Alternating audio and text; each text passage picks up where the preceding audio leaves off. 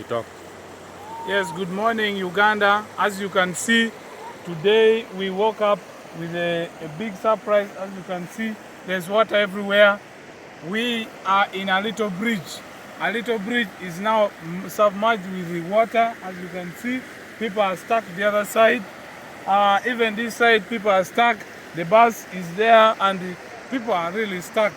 We want to call upon government to intervene and help us with this road. We are in a bad situation. As you can see, there's water everywhere and the road is cut off between Kapelebyong and Abim. There is no more connection.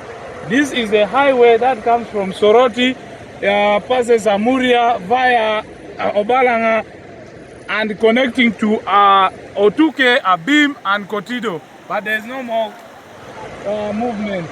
The road is cut off. As you can see, water is overlocked everywhere.